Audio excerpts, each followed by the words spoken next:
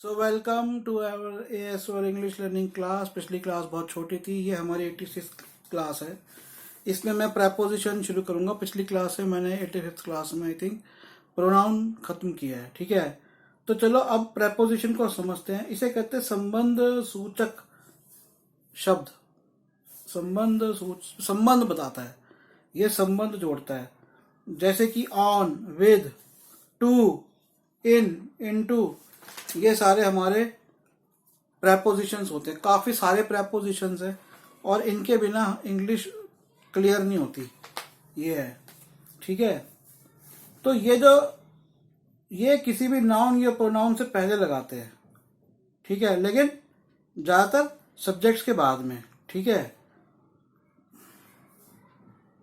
और आपने एक नाउन से पहले लगाया, इसको एक नाउन से पहले लगाया और दूसरे नाउन से, एक नाउन के बाद लगाया और दूसरे नाउन से पहले लगाया। ठीक है, तो अब जैसे, लेकिन बीच में एक वर्ब भी आ गया। क्या बोला मैंने देवांश? क्या बोला मैंने? कहाँ लगाते हैं, कहाँ लगाते हैं मुस्कान इसको?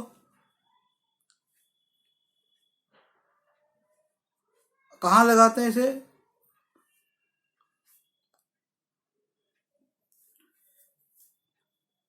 इसको हम एक नाउन के बाद लगाएंगे। मान लो मैंने एक प्रेपोजिशन लगाया, ठीक है, फिर या तो नाउन होगा या प्रोनाउन होगा। मैंने इसको एक नाउन या प्रोनाउन से पहले लगाया, ठीक है, और उसका जो संबंध होता है वो दूसरे नाउन या प्रोनाउन से होता है और उसका ये मीनिंग चेंज करता है। मान लो मैं किसी नाउन की बात कर रहा हूँ, तो मैं नाउन की क्या चीज की बात कर रहा हूँ? किसी प्रोनाउन की। भाई या तो उसका वर्ब होगा, कोई उसकी क्रिया की बात कर रहा हूँ, या उसकी कोई विशेषता की बात कर रहा हूँ। ये दो ही बातें होती है। कोई तो मान लो मैं किसी व्यक्ति की बात कर रहा हूँ, आप किसी व्यक्ति की बातें कितनी तरह की बात कर सकते हो। या तो कोई उसकी वर्ब से संबंधित, क्रिया से संबंधित बात कर सकते हो, या बात कर सकते हो उसकी किसी विशेषता से संबंधित। यही दो तरह से आप किसी व्यक्ति की बात कर सकते हो ना। किसी व्यक्ति की जब आपने बात करी तो वो क्या है? वो आपकी बात का विषय है। विषय मतलब सब्जेक्ट है। विषय क्या होता है? सब्जेक्ट। सब्जेक्ट क्या होता है? जिसके बारे में बात कर रहे हो। आप मेरी बात करोगे, कैसे बात करोगे? निखिल ये है, निखिल वो है, ऐसे करोगे। निखिल ये कर रहा है, Nikhil is doing this, Nikhil is there, Nikhil is there, Nikhil is. तो ये जो इस या वास जो लगते हैं, ये हमारे होते हैं प्रेपोजिशंस। ठीक है, नहीं ये तो हमारे हो गए, इस वास तो हमारे वो हो गए, वर्ब हो गए, हेल्पिंग वर्ब होते हैं। अब निखिल इज क्या कर रहा है? निखिल, जैसे मैंने कहा कुछ काम कर रहा है। Nikhil is teaching. अब टीचिंग कहाँ कर रहा है? Nikhil is teaching in the room. Room के अंदर। तो वो निखिल का संबंध रूम से जोड़ दिया। रूम भी नाउन है, निखिल भी नाउन है। वर्ब क्या है? टीचिंग कर रहा है। कहाँ कर रहा है? एक नाउन का दूसरे नाउन से, एक प्रोनाउन का दूसरे प्रोनाउन से संबंध जोड़ता है। ठीक है, अब जैसे सिंपल है, इन, टू, बाय, ऑन। ऑन कब होता है?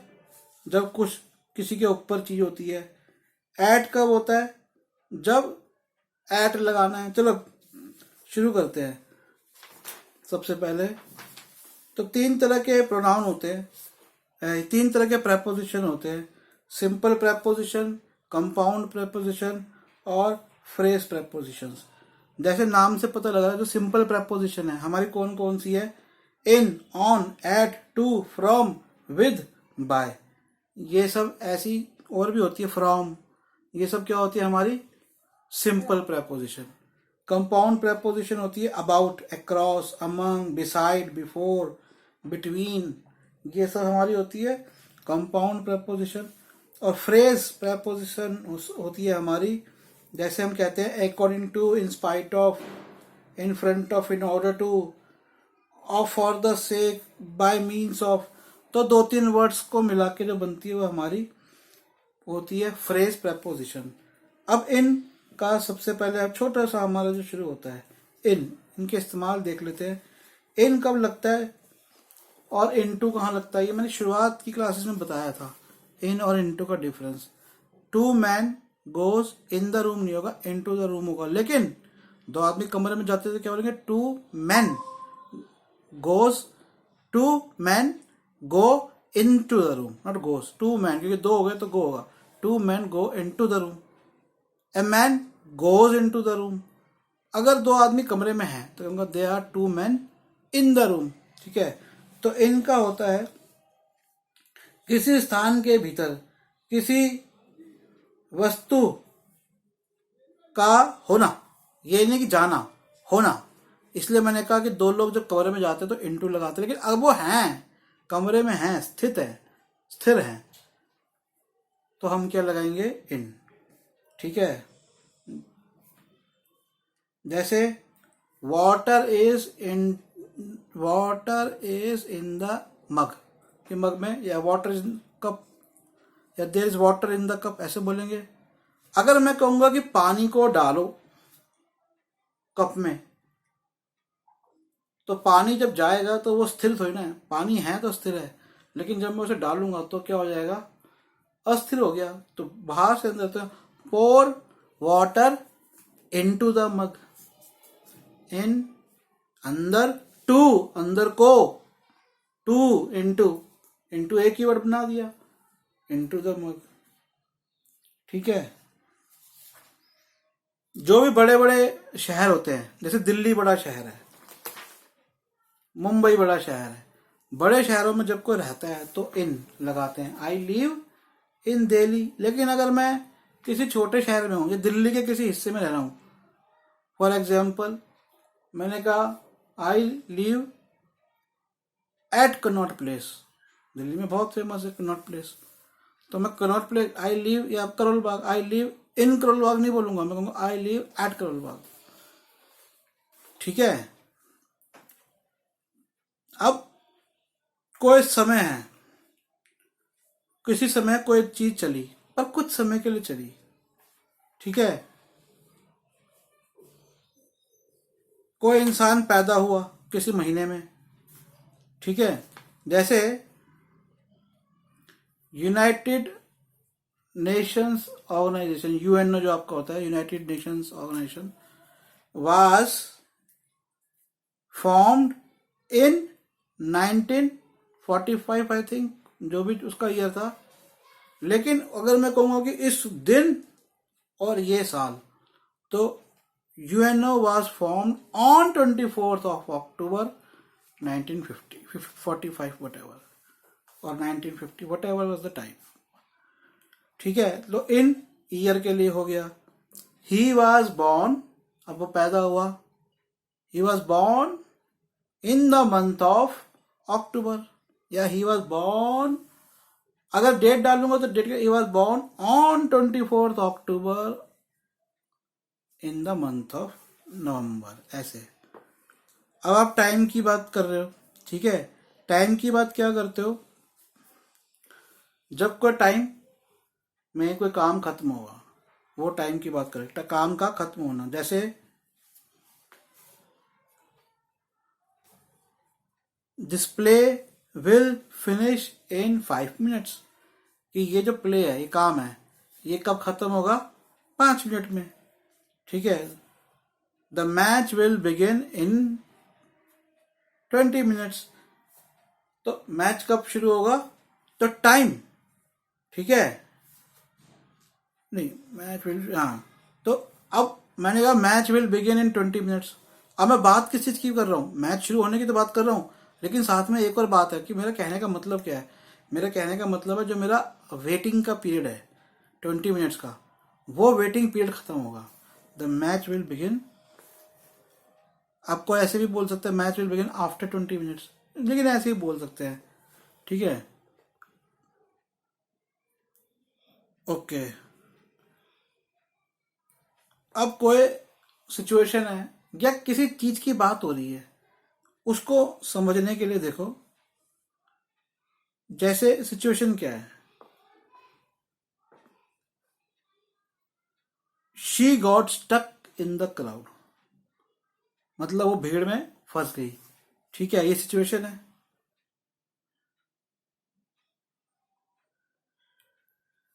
अब देखो, in my opinion she will get good marks. अब ये क्या है? जब मैंने कहा कि इन माई ओपिनियन, तो मैं जब अपनी ओपिनियन रख रहा हूं, किसी संदर्भ, किसी विषय की बात कर रहा हूं, किसी बारे में बात कर रहा हूं, किस बारे में कि वो अच्छे मार्क्स लेकर आएगी। In the opinion of prime minister of India we will achieve a good GDP very soon. In the opinion, ठीक है, ऑन द ओपिनियन नहीं करोगे, कहते ना उसकी राय में, मेरी राय में। जब मैं ऐसे बात कर रहा हूं तो किसी संदर्भ, किसी चीज के बारे में बात कर रहा हूं ना, तो in my view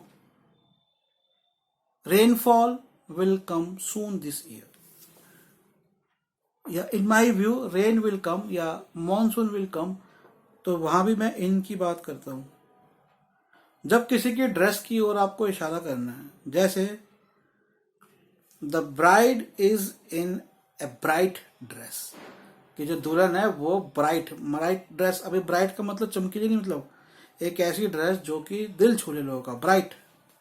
okay, she is in bright, she is in blue sari.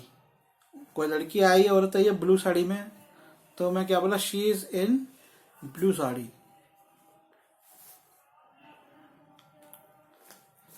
You are not in a proper dress, या you are not in a proper uniform. आप स्कूल गए, कुछ भी पहन के चले गए, टीचर ने क्या बोला? Why you are not in proper uniform, कि तुम प्रॉपर ड्रेस में क्यों नहीं हो? वर्दी, यूनिफॉर्म मतलब वर्दी। देखो, यूनिफॉर्म और ड्रेस में क्या फर्क होता है? जैसे यूनिफॉर्म जो आप स्कूल में पहन के जाते हो, ये पुलिस वाले पहनते हैं, आर्मी वाले, उसे कहेंगे यूनिफॉर्म। तो यूनिफॉर्म, यूनि मतलब होता है एक, तो सबको एक रूप देने वाली जो ड्रेस होती है, कि सब एक जैसे दिखेंगे वो ड्रेस पहन के। स्कूल की ड्रेस हो गई, पुलिस की ड्रेस हो गई, डॉक्टर्स का कोट हो गया, इसे कहते हैं यूनिफॉर्म। और वो है एक तरह की ड्रेस, लेकिन यूनिफॉर्म बोलते हैं। कपड़े को और क्या क्या बोलते हैं? क्लॉथ बोलते हैं कपड़े के लिए, ड्रेस बोल देते हैं कपड़े की। अपल, APPEARL, अपल बोलते हैं, गारमेंट बोलते हैं कपड़े को। ये अलग अलग वर्ड्स होते हैं कपड़े के लिए। कोई इंसान भी काम करता है, कोई भी काम करता है, चाहे वो उसका कोई रोजगार हो या कोई भी काम कर रहा हो, कोई भी काम, तो हम इन लगाते हैं। जैसे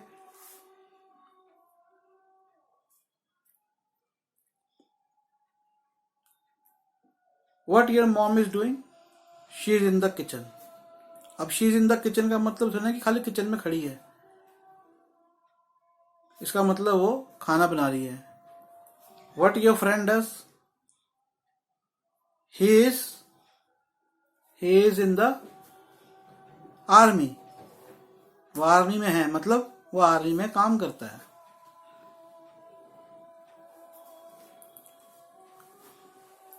Tendulkar is well known in cricket world. तो ये क्या हो गया कि क्रिकेट का जो ऑक्यूपेशन है वहां पर वो काफी जाना माना नाम है। अब एक चीज होती है इन टाइम, जैसे मैंने आपसे कहा कम इन टाइम, इसका मतलब क्या हो गया? कम इन टाइम का मतलब ये कि समय में आओ, मतलब ये हो गया कि समय से पहले आओ। तो इन टाइम का मतलब होता है समय से पहले। जैसे oh mister Kumar is always in time, इसको कभी गलती से ऑन टाइम मत कर देना। She is always in time मतलब हमेशा समय से पहले आ जाती है। तो कितने सारे मैंने आपको इनके मीनिंग बताए। अब हम करेंगे एट का प्रयोग अगली क्लास में, ठीक है? तो अगली क्लास में बच्चों मिलते हैं। एट वर्ड हमारा प्रेपोजिशन शुरू करेंगे क्लास नंबर 87 में। 87 में, हाँ, चलो बाय।